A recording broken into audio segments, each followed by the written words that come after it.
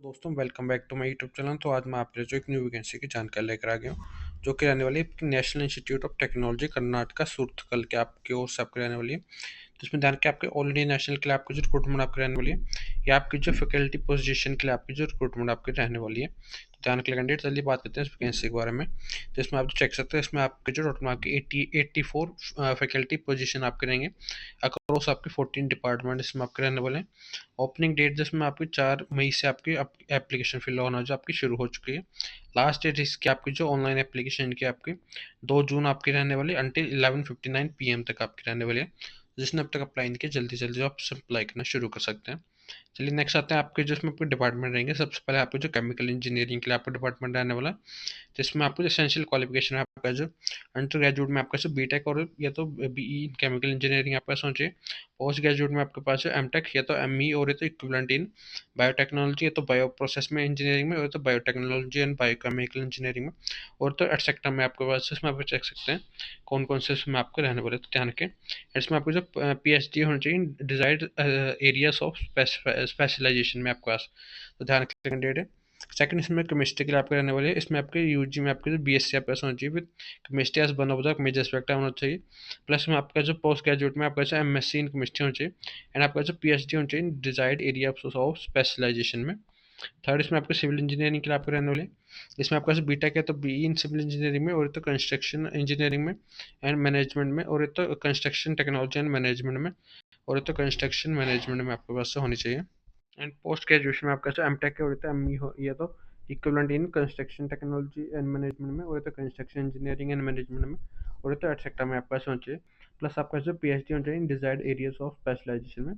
Fourth इसमें आपके computer science and engineering का आपका डिपार्टमेंट आपका रहने वाला है। इसमें आपके यूजी में आपके पास बीटेक या तो बीई आपका होना चाहिए और तो इक्विवेलेंट इन कंप्यूटर साइंस में एंड इंजीनियरिंग में और तो इन्फॉर्मेशन टेक्नोलॉजी में और तो इन्फॉर्मेशन साइंस एंड इंजीनियरिंग में एंड अलाइड ब्रांचेस में आपके पास जो होनी चाहिए। तो ध्यान रखिए अच्छे सेकेंड है। पोस्ट ग्रेजुएट में आपका जो एमटेक है तो एमई होनी चाहिए और इतने इक्वलेंट आपके पास क्वालिफिकेशन होनी चाहिए इन कंप्यूटर साइंस एंड इंजीनियरिंग में और इतना सेक्टर में आपका होना चाहिए। प्लस आपका जो पीएचडी होना चाहिए डिजायर्ड एरियाज ऑफ स्पेशलाइजेशन में। फिफ्थ इसमें आपको जो इलेक्ट्रिकल एंड इलेक्ट्रॉनिक्स इंजीनियरिंग के लिए आपका रहने वाला है। इसमें आपका जो बीटेक और बीई आपका होना चाहिए इन इलेक्ट्रिकल इंजीनियरिंग में और इलेक्ट्रिकल एंड इलेक्ट्रॉनिक्स इंजीनियरिंग में और इक्वलेंट में आपका होना चाहिए।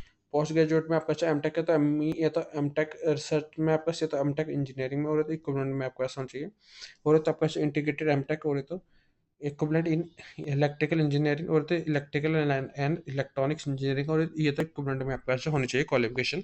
प्लस इसमें आपका पीएचडी आपका होना चाहिए। सिक्स इसमें आपको जो इलेक्ट्रॉनिक्स एंड कम्युनिकेशन इंजीनियरिंग का आपका रहने वाला है, इसमें आपका जो बीटेक है तो बीई आपका होना चाहिए और तो इक्विवेलेंट आपका होना चाहिए इलेक्ट्रॉनिक्स एंड कम्युनिकेशन इंजीनियरिंग में और तो कंप्यूटर साइंस एंड इंजीनियरिंग में और तो एड सेक्टर में आपका होना चाहिए। पोस्ट ग्रेजुएट में आपका एमटेक है तो एमई ही होना चाहिए और तो इक्विवेलेंट क्वालिफिकेशन होना चाहिए in the areas of electronics में तो कम्युनिकेशन इंजीनियरिंग में तो सिग्नल प्रोसेसिंग में तो एड सेक्टर में आपका होना चाहिए। प्लस आपका जो पीएचडी होना चाहिए। सेवन्थ में आपके पास इंफॉर्मेशन टेक्नोलॉजी में आपके रहने वाली, इसमें आपका जो बीटेक और तो बी आपके पास क्वालिफिकेशन होनी चाहिए और ये तो equivalent in computer science and engineering में और तो इन्फॉर्मेशन टेक्नोलॉजी में और तो सेक्टर में पास होना चाहिए। पोस्ट ग्रेजुएट में आपका जो एमटेक और तो एमई होना चाहिए और तो इक्विवेलेंट क्वालिफिकेशन होना चाहिए इन कंप्यूटर साइंस इंजीनियरिंग में और तो इन्फॉर्मेशन टेक्नोलॉजी में और तो सेक्टर में। प्लस इसमें आपका जो पीएचडी होनी चाहिए अपने डिजायर्ड एरिया में। एट्थ इसमें आपको जो मैथमेटिकल एंड कंप्यूटेशन साइंस के लिए आपको रहने वाले, इसमें आपका जो बीटेक है तो बीई या तो बीएससी बीएस या तो बीएससी होना चाहिए इन मैथमेटिक्स में या तो फिजिक्स में तो केमिस्ट्री में और सेक्टर में आपका सोचिए। पोस्ट ग्रेजुएट में आपका जो एमटेक है तो एमई है तो एमएस है तो एमएससी इन मैथमेटिक्स है तो स्टैटिस्टिक्स है तो डाटा है तो सेक्टर में जो आपको पास होनी चाहिए। प्लस इसमें आपका जो पीएचडी होना चाहिए डिजायर्ड एरिया में आपके पास। नाइन्थ इसमें आपको जो मैकेनिकल इंजीनियरिंग के लिए आपको रहने वाली, इसमें भी आपका बीटेक है तो बीई होना चाहिए और तो इक्विवेलेंट क्वालिफिकेशन होना चाहिए इन मैकेनिकल इंजीनियरिंग में और तो मैन्युफैक्चरिंग इंजीनियरिंग में और तो एरोस्पेस इंजीनियरिंग में। पोस्ट ग्रेजुएट में आपका एमटेक है तो एमई होना चाहिए और ये तो इक्विवेलेंट क्वालिफिकेशन होना चाहिए आपका इंजीनियर मैकेनिकल इंजीनियरिंग में और तो रेलेवेंट इंजीनियरिंग में तो साइंस प्रोग्राम में। प्लस इसमें आपका जो पीएचडी होना चाहिए डिजायर्ड एरिया ऑफ स्पेशलाइजेशन में आपके पास। नेक्स्ट इसमें आपको टेंथ इसमें आपको मेटलर्जिकल एंड मटेरियल इंजीनियरिंग के लिए आपका रहने वाला है। इसमें आपका बीटेक और तो बीई होना चाहिए और तो इक्विवेलेंट क्वालिफिकेशन होना चाहिए इन मेटलर्जिकल इंजीनियरिंग में और तो मेटलर्जिकल एंड मटेरियल इंजीनियरिंग में और तो मटेरियल इंजीनियरिंग में आपका होना चाहिए। आपका पोस्ट ग्रेजुएट में आपका एमटेक और तो एमई होना चाहिए और तो इक्विवेलेंट क्वालिफिकेशन होना चाहिए इन मेटलर्जिकल इंजीनियरिंग और सेक्टर में आपका होना चाहिए। प्लस आपका पीएचडी होना चाहिए डिजायर्ड एरियाज में आपका। 11th इसमें आपको माइनिंग इंजीनियरिंग के लिए आपको रहेगी। इसमें आपका अंडर ग्रेजुएट में आपके पास बीटेक और तो बीई होना चाहिए आपका क्वालिफिकेशन, और ये तो इक्विपमेंट इन माइनिंग में, और तो सिविल में, तो मैकेनिकल में हो आपके पास, ये तो सेक्टर में आपके पास होना चाहिए। पोस्ट ग्रेजुएट में आपका एमटेक के तो एमई है, तो इक्विपमेंट आपका जो क्वालिफिकेशन होना चाहिए इन माइनिंग और तो रिलेटेड फील्ड में, प्लस इसमें आपके पास जो पीएचडी होना चाहिए इन डिजायर्ड एरिया में आपके पास होना चाहिए। सो ट्वेल्थ इसमें आपको जो फिजिक्स के लिए आपके रहने वाले, इसमें आपका अंडर ग्रेजुएट में आपके पास बीटेक है तो बीई है तो बीएससी आपके पास होना चाहिए, ये तो बीएस होना चाहिए in any branch with physics as one of the core subject इसमें आपका होना चाहिए। पोस्ट ग्रेजुएट में आपका पास एमएससी है तो एमएस इन फिजिक्स में आपके पास होना चाहिए, और इसमें आपका जो any other PG degree with course work in physics at the PhD level आपका होना चाहिए, प्लस इसमें आपका जो पीएचडी पे आपका होना चाहिए ध्यान के कैंडिडेट। 13th में आपका जो humanities social science and management के लिए आपके रहने वाले, अंडर ग्रेजुएट में आपका इन किसी भी डिसिप्लिन में आपका जो होना चाहिए।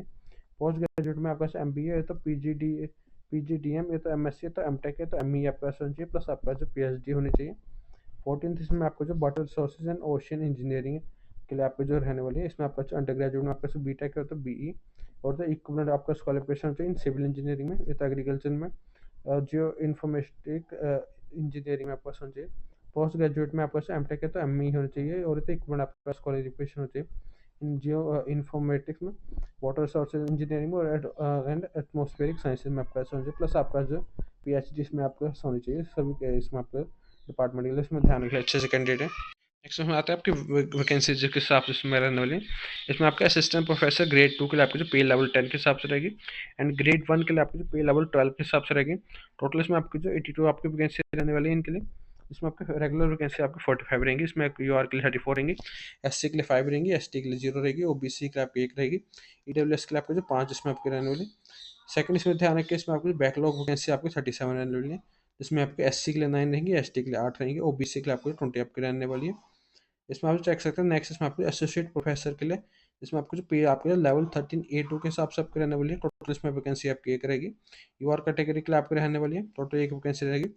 नेक्स्ट इसमें आपके जो प्रोफेसर के लिए आपको रहने वाली है, इसमें आपको पे लेवल 14A के हिसाब से रहेगी। टोटल इसमें वैकेंसी आपकी 1 रहने वाली है, यूआर कैटेगरी के लिए आपकी रहेगी, जितना ध्यान के कैंडिडेट्स में अच्छे से 1 वैकेंसी इसमें आपके रहने वाले। डिपार्टमेंट इसमें आईटी आपका रहने वाला है। नेक्स्ट इसमें आपको जो आपको ऑनलाइन इसमें आपको जो सबमिट करवानी पड़ेगी, आपकी डेडलाइन इसमें आपकी जो है 2 जून 2026 इसमें आपके रहने वाली लास्ट डेट में आपके एप्लीकेशन को फिल करने की, तो ध्यान के कैंडिडेट है। सेकंड पॉइंट इसमें आप चेक सकते हो, आपको जो ऑलरेडी आपको वेबसाइट आपको दी गई है, इस वेबसाइट पे जाकर जो आपको ऑनलाइन अपना अप्लाई करना पड़ेगा, तो ध्यान रखिए कैंडिडेट है। नेक्स्ट में आपके एप्लीकेशन प्रोसेसिंग फीस इसमें आपको जो रहेगी, जो आपके नॉन फंडेबल आपकी रहने वाली, जिसमें आपको जो general OBC and EWS category के लिए आपके 2500 इसमें आपके रहने वाले, इंक्लूसिव ऑफ जीएसटी इसमें आपका ऐड आपका रहेगा, तो ध्यान रखिए अच्छे से कैंडिडेट्स में। सेकंड इसमें आपके S C S T and PW D candidates के आपके 1250 इसमें आपकी जो फीस इसमें आपकी रहने वाली है। इसमें आपको बैंक अकाउंट डिटेल आपको दी गई है, आपको पेमेंट जो है आप जो ऑनलाइन मोड के थ्रू, और ये तो थ्रू एनईएफटी और तो आरटीजीएस के थ्रू आप जो इसमें सेंड कर सकते हैं, आपको जो ऑलरेडी आपको डिटेल इसमें आपको दी गई, इसमें ध्यान रखिए कैंडिडेट है। नेक्स्ट इसमें आप ध्यान सकते हैं, इसमें आपकी एज कोई भी आपको इसमें स्पेसिफाइड नहीं की गई है।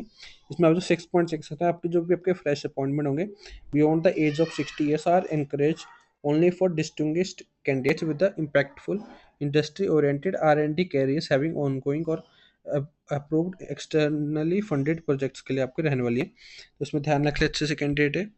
नेक्स्ट इसमें आप चेक सकते हैं, फर्स्ट पॉइंट आप चेक सकते हैं, इसमें आपको बेसिक पे के साथ साथ जो आपको बाकी अलाउंसेस भी दिए जाएंगे, जैसे कि DA TA children education allowance benefits of LTC और तो एचटीसी के लिए इसमें आपके रहने वाले, तो ध्यान के कैंडिडेट। सेकंड इसमें आपको जो ध्यान के, इसमें आपके फ्रेश अपॉइंटीज जो भी होंगे वो आपको जो कवर्ड किए जाएंगे under the new pension scheme के एज पर the government of India rules के बेसिस पर आपके रहने वाले, तो ध्यान के कैंडिडेट इसमें। एंड इसमें ध्यान रखें आपको जो मेडिकल फैसिलिटीज भी इसमें आपको जो प्रोवाइड करी जाएगी, तो ध्यान रखें अच्छे से कैंडिडेट। नेक्स्ट इसमें आप जो सेलेक्ट सकते हैं, आपको सिलेक्शन प्रोसेस के हिसाब से रहेगी। इसमें आपको जो एप्लीकेशन की स्क्रूटनी आपकी रहने वाली है, एंड इसमें आपको जो इंटरव्यूज में आपका रहेगा। इसमें आप जो सेकंड पॉइंट इसमें चेक सकते हैं, तो आपकी सिलेक्शन कमेटी होगी, आपको जो शॉर्ट लिस्ट करेंगे एप्लीकेशन के लिए बेस्ड ऑन देयर कैंडिडेट के credential and their areas of specialisation, जो कि आपके नोटिफाइड किए गए एडवर्टाइजमेंट में, उसके बेसिस को आपको जो है स्क्रीनिंग की जाएगी आपकी, और आपको शॉर्ट लिस्ट की जाएगी, तो ध्यान रखिए कैंडिडेट। नेक्स्ट इसमें आप चेक सकते हैं 8 पॉइंट्स में आप चेक सकते हैं, आपको पीरियड ऑफ ऑपरेशन जो आपका 1 ईयर का आपका रहने वाला है फॉर ऑल कैडरे के लिए, एक्सेप्ट आपको जो असिस्टेंट प्रोफेसर ग्रेड 2 के लिए आपको जो है, जो कि आपका एक्सटेंड किया जा सकता है, आपको जो इसमें आपको जो डिपेंडिंग और आपको जो परफॉर्मेंस आपकी रहेगी ड्यूरिंग द ईयर, उसके बेसिस के ऊपर आपका रहने वाला, तो ध्यान रखिए कैंडिडेट। तो इसमें ध्यान रखिए कैंडिडेट आपकी सिलेक्शन जो इसमें आपकी होगी, इसमें आपको सबसे पहले आपकी जो स्क्रीनिंग कमेटी आपको शॉर्टलिस्ट करेगी आपकी एप्लीकेशन को बेस्ड ऑन आपके जो क्रेडेंशियल होंगे आपके एंड आपका जो एरिया ऑफ स्पेशलाइजेशन रहेगा उसके बेसिस पे, एंड इसके बेसिस के ऊपर ही आपको जो है इंटरव्यू के लिए आपको बुलाया जाएगा। तो ध्यान रखिए कैंडिडेट अच्छे से। तो चलिए दोस्तों आज के लिए इतना ही, आशा की वीडियो आपके लिए हेल्पफुल होगी। धन्यवाद।